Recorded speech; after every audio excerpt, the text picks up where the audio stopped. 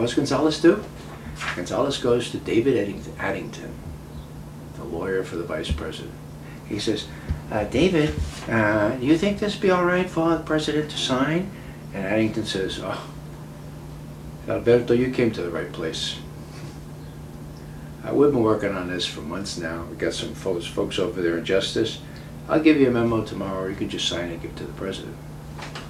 That's who drafted the torture memo, David Addington. Now he's not only lawyer for Cheney, he's chief of staff, okay? That's the memo that said Geneva Conventions, quaint, they're obsolete, you know. But Mr. President, we need to remind you that there's also U.S. law, the criminal code, 18 U.S. Code 2442. It's called the War Crimes Act, and actually has penalties including death. And it sort of ties us all to the Geneva Conventions of all things. But we think, Mr. President, and this is great language, lawyer's language, quote, there's a reasonable basis to believe that, end quote, you can escape subsequent prosecution if some mean-spirited special prosecutor should proceed against you in the future. So yeah, you could do this.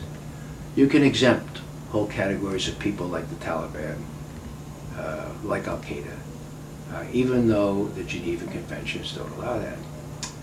So the president said, hey, it sounds like a pretty good deal to me. And so what he does is, and nobody seems to know this, on the 7th of February, 2002, okay? So just about 9 to 10 days after the 25th of January, when that memo was signed, the president signs an executive order quoting the wordage in that document, and says, we shall treat, even though the Taliban and Al-Qaeda really isn't covered by Geneva, we shall treat them, quote, humanely, comma, as appropriate, comma, and as consistent with military necessity, period, end quote. You won't find that language in the Geneva Conventions or any other War Crimes Act, okay? But that's what they did. And so what happens then? That's that's early February. The word goes down, and Rumsfeld has this loophole through which he drove the Mack truck of torture. And so people should realize that it wasn't the apples at the bottom of the barrel. It was the apples at the very top of the barrel that foul the whole barrel.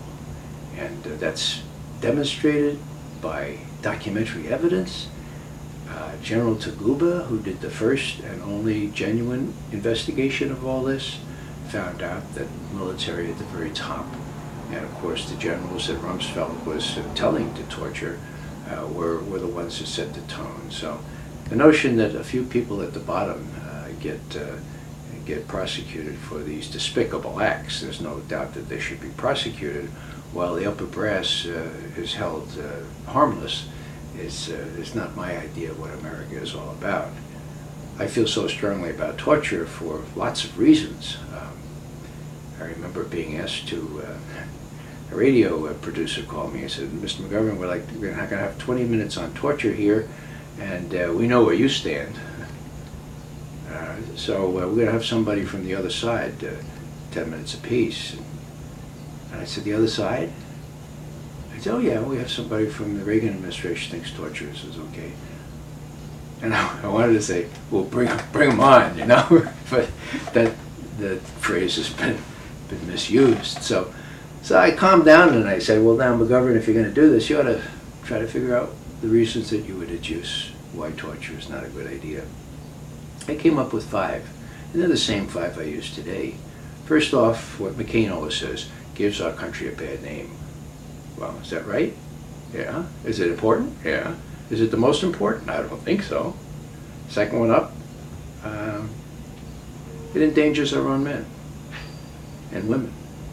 Is that important? Sure it is. And you know, when we talk about endangering, I'm not only talking about physical endangerment. I'm talking about the trauma that comes when our troops are asked to brutalize others.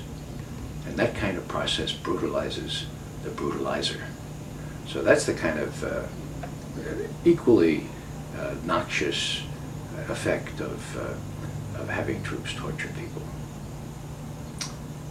Big thing is, of course, that any experienced intelligence professional knows that torture doesn't work. You apply enough pressure to a subject and they'll tell you anything you want. Look what Khalid Sheikh Mohammed has confessed to, you know. Now, don't take my word for that. Take the word of the head of Army Intelligence, a general who insisted on the same day that the Vice President was arguing for torture, the head of Army Intelligence says that history has shown that no good information comes from applying torture techniques. We have learned that very painfully, especially out of the empirical evidence of the last few years, quote, end quote. Pretty specific, pretty blunt, huh? Okay. The President, meanwhile, is up before a press conference saying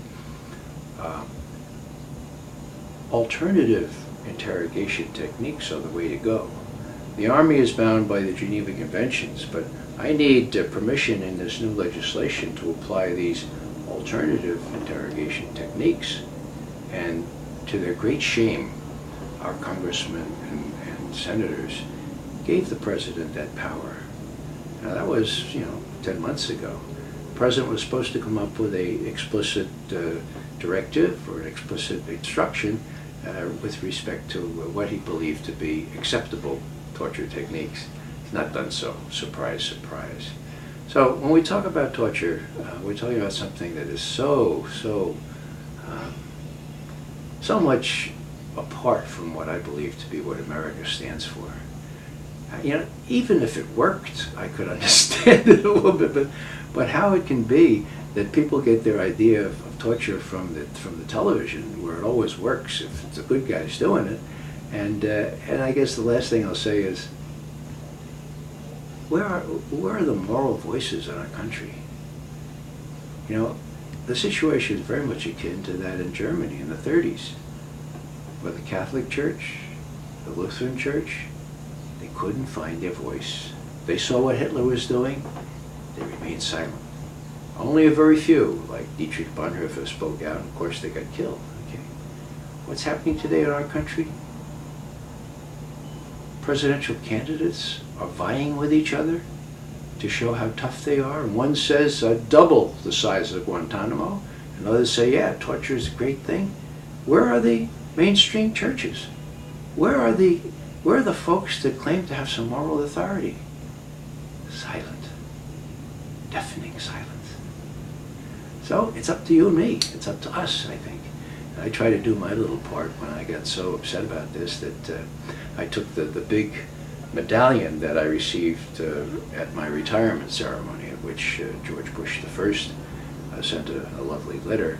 This was called the Intelligence Commendation Medal, a big thing, and one of the highest awards you could get for a career at the agency.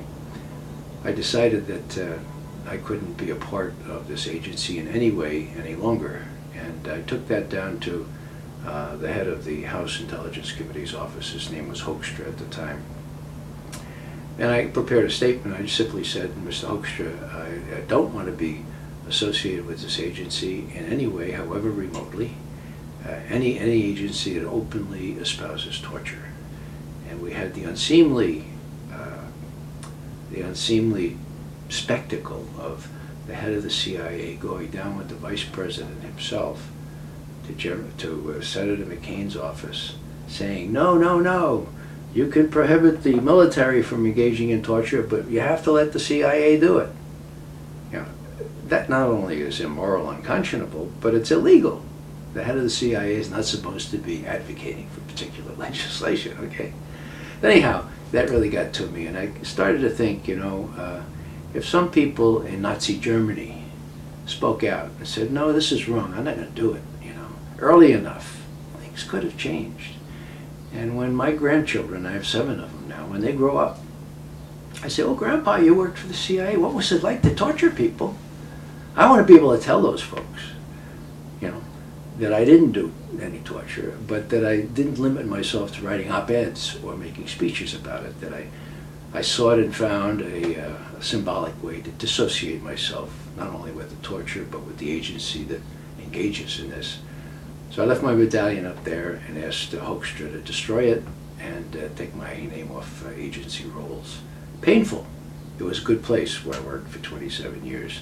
It's devastating to see what has happened to it, not only from my personal experience, but for the country, because there's an incredibly important role that objective intelligence and conscience plays in the intelligence business, and see that frittered away is not only painful, but a very bad thing for our country.